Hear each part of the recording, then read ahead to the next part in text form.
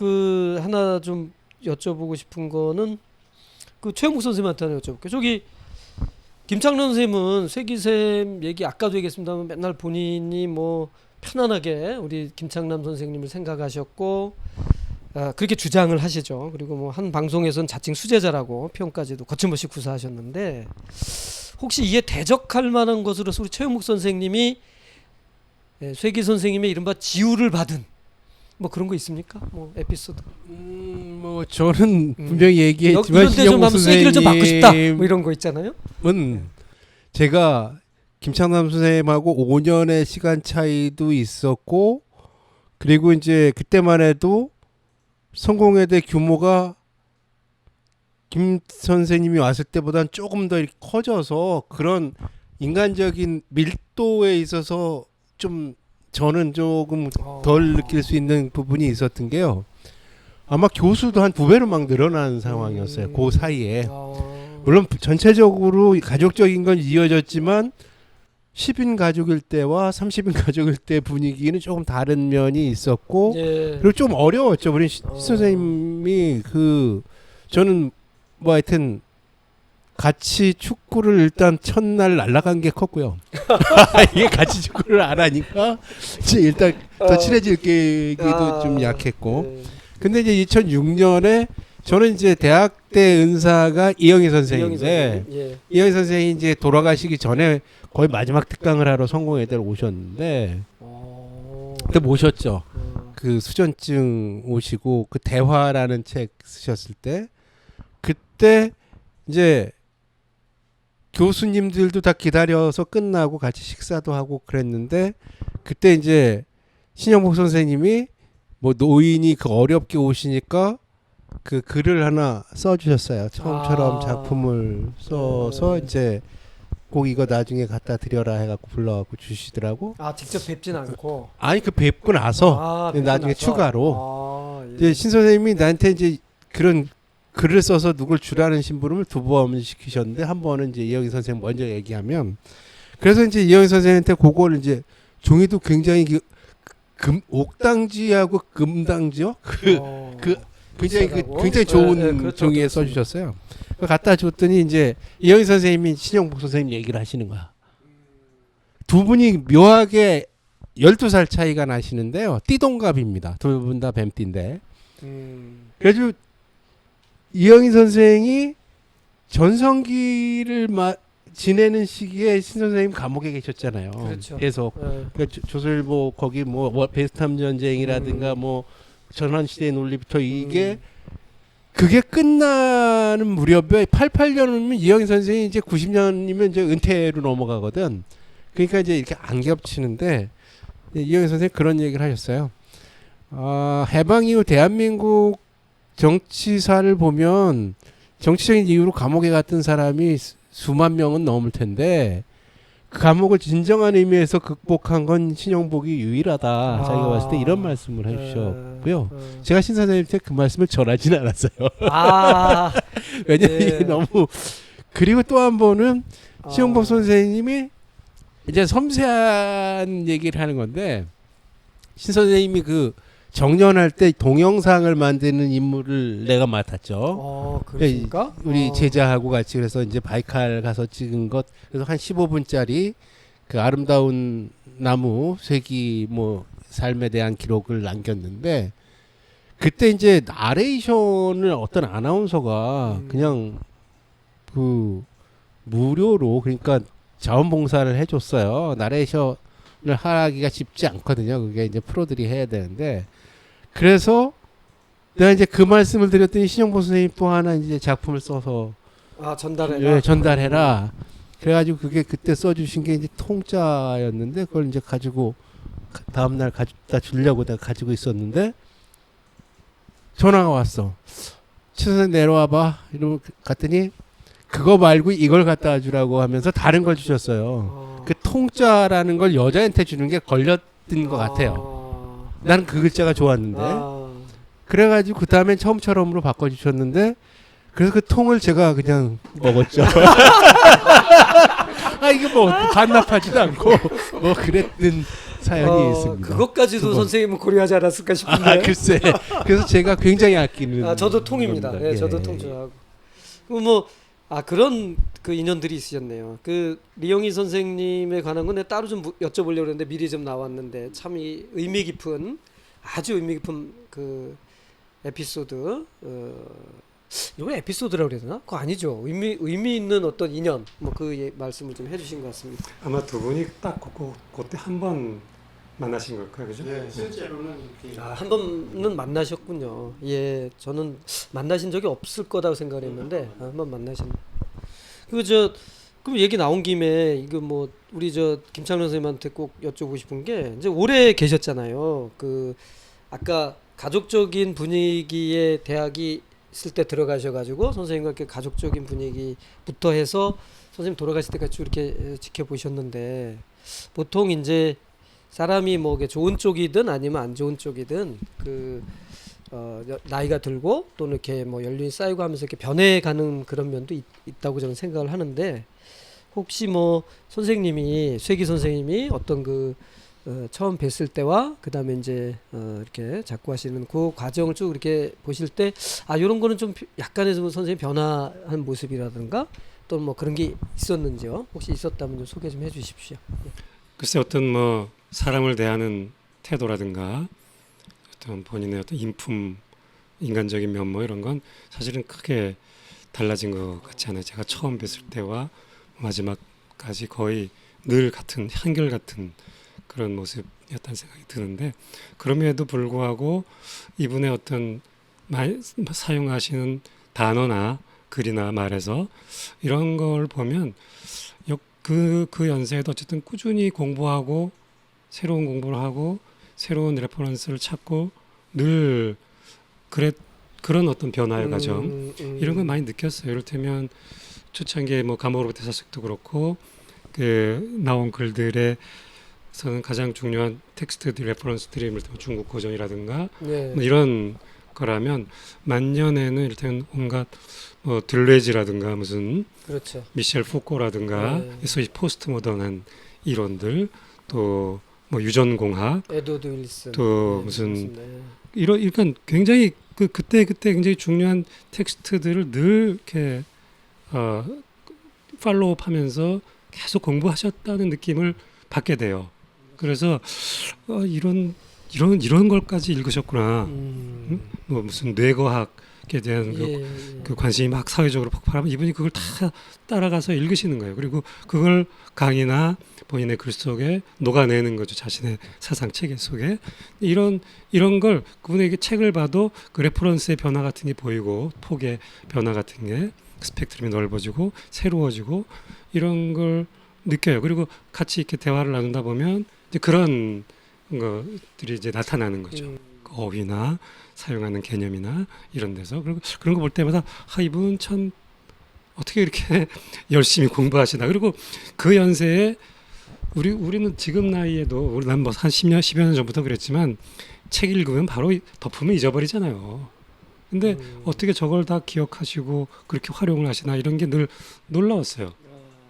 그래서 그런 게 또 일단 그렇게 앉아가지고 이렇게 커피 마시면서 잡담을 나누는 때도 늘 어떤 거에 주제가 되면 그 주제에 대해서 굉장히 재미있는 말씀을 하시는 거예요. 네. 그리고 누가 이런 얘기를 했다 이러면서 또 이렇게 레퍼런스 인용도 하시고 그러면 하도 그래서 내가 우리가 물어본 적도 있어요. 선생님이 오늘 이 얘기 나올 줄 알고 어젯밤에 미리 외우신 거죠. 돌직구인데. 네. 그렇지 않으면 오늘 이 자리에 그 얘기가 어떻게 나올 줄 알고 어떻게 하시고 그 얘기를 미리 준비하셨겠어요, 사실은. 근데 그게 굉장히 우리한테는 놀라운 편이었어요. 근데 말씀하신데 제가 하나 더 여쭤보신 게 고 이승혁 더불어숲을 만드는 아주 신용복의 수제자 중에 한 사람인 그 이승혁과의 이야기에 이런 게 있었거든요. 선생님 처음 뵀을 때의 그 어떤 눈매가 상당히 날카로웠다. 근데 시간이 이제 감옥에서 나오셨으니까 그러니까 시간이 가시면서 그 눈매가 이제 좀 날카로움이 좀 이렇게 약간씩 좀 이렇게 순화되고 했다라는 그 본인이죠. 그러니까 본인이 느낀 얘기를 제가 들었는데 뭐 저는 그렇게까지 뭐 나중에 뵀기 때문에 그런 날카로움 같은 거 못 느끼진 못했고 혹시 김찬원 선생님은 뭐 그런 것이 뭐 느껴지시고 했습니까? 글쎄요. 그 뭐 저도 뭐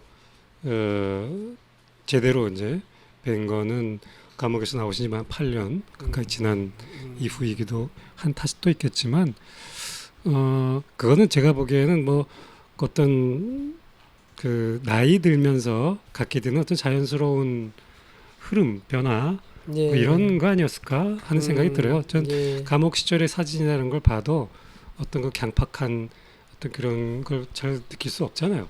그렇죠. 예. 그건 아마 이승혁 선생 개인의 어떤 경험이었을 수 있겠다는 생각을 하네요. 근데 이제 또 이제 워낙 뭐 나오시는 것도 가석방이고 항상 기관원들이 이렇게 쫓아붙고 하다 보니까 이제 그런 거에 대한 그러니까 뭐 개인적으로 날카롭다기보다는 그런 거에 대한 주의 뭐 이런 걸 아마 이승혁 선생 그렇게 느꼈을 수도 있지 않을까 이렇게 생각이 봅니다. 이게 뭐 말 나온 김에 보면 이제 사실 보통 저도 맨날 그 뭐 전기도 많이 보고 뭐 역사 공부하면서 이렇게 쭉 보면 대부분 미담만 얘기하잖아요. 위대한 분들의 뭐가 뭐 미담 뭐 이런 게 있는데 그래서 이제 이런 생각도 들어요. 그러니까 꼭 뭐 미담이 아니더라도 두 분 선생님들은 지금 세기 선생님과 오랜 인연이 있는데 자주 또 보시고 그러면 아 선생님이 이런 면이 있었구나 이렇게 보다 보니 이런 면이 있으니까 참 의외네. 내가 생각과는 전혀 다르네. 그것이 뭐 좋은 쪽이든 나쁜 쪽이든 뭐 바람직하진 하간에 혹시 그런 거 있으시면 뭐 말씀해 줄 수 있는 게 있나요? 이거 의외다 뭐 이런 거지. 이거 의외네.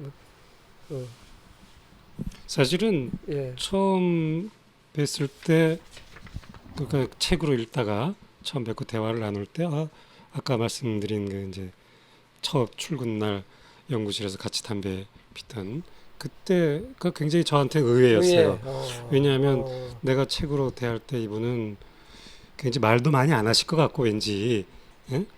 그리고 뭔가 굉장히 뭔가 이게 도덕군자, 성인군자 이런 느낌.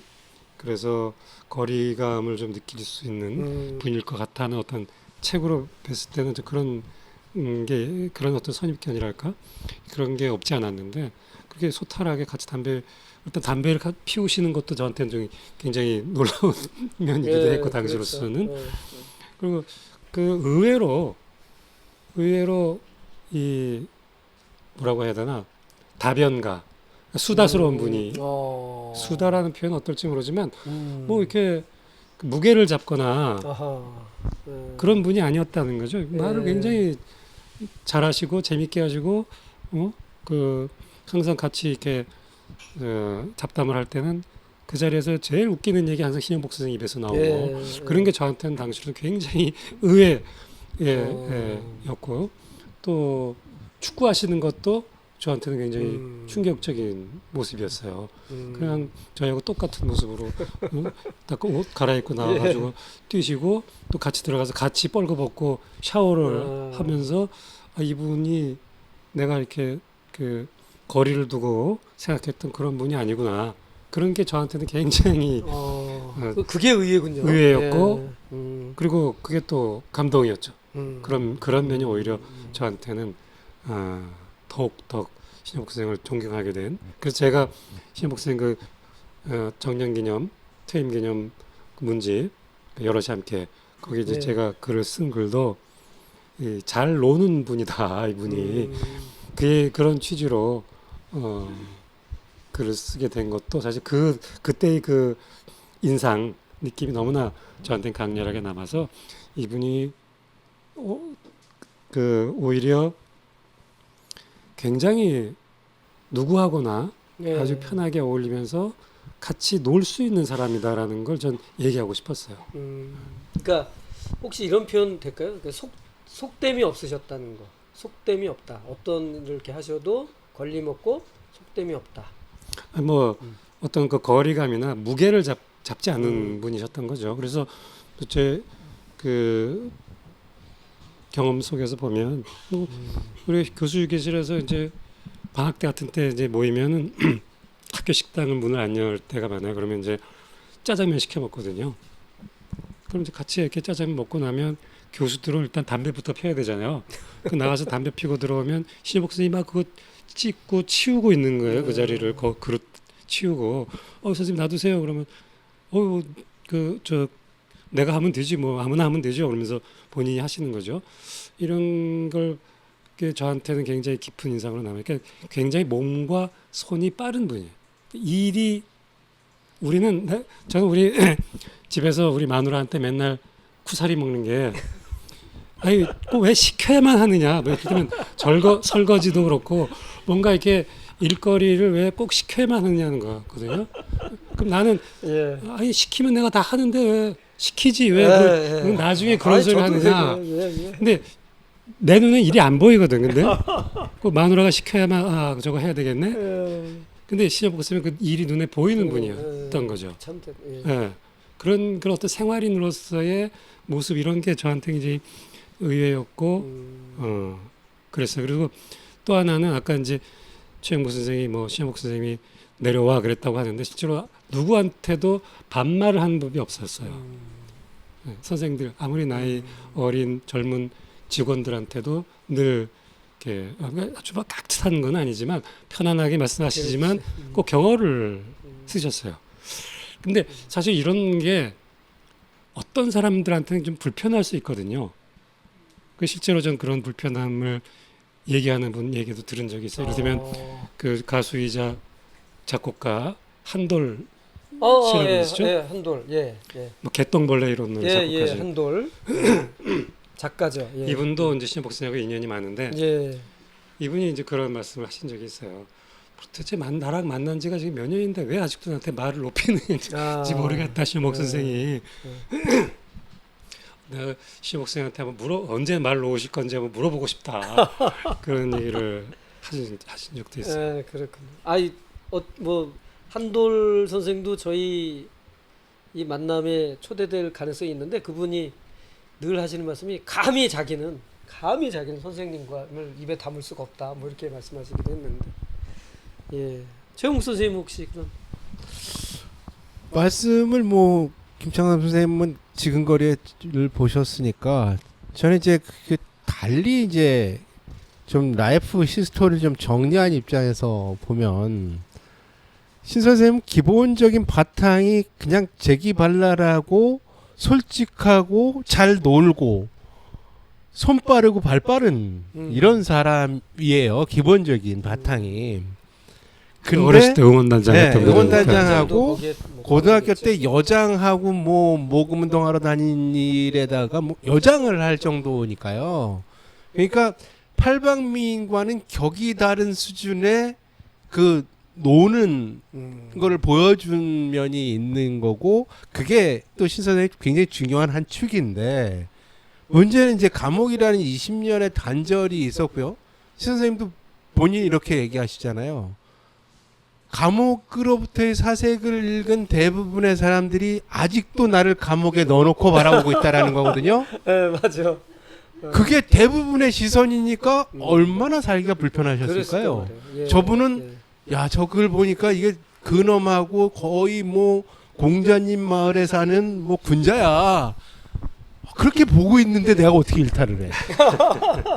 그래서 답답하신 부분이 분명히 있었는데 그게 이따금씩 드러나는 거야. 그러니까 근처에 있는 사람들한테.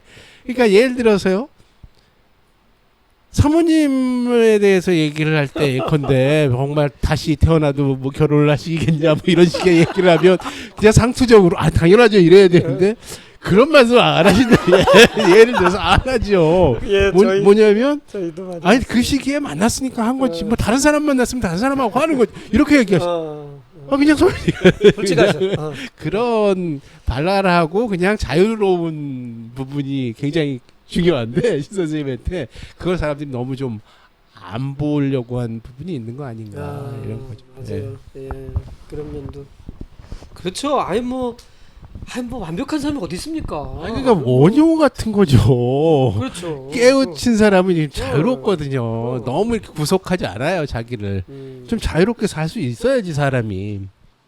맞습니다. 그래서 저는 무엇보다 누구보다 그 우리 신영복 선생님에 대한 일종의 자리매김, 뭐 아직까지 뭐 역사적 평가라고까지는 뭐하지만 자리매김이라고 하는 어떤 그런 것을 적어도 여기 앉아 계신 두 분 작가, 교수이자 작가님들, 이분들이 어느 정도는 그걸 하셔야 될 자격이 있다, 저는 이렇게 생각을 합니다.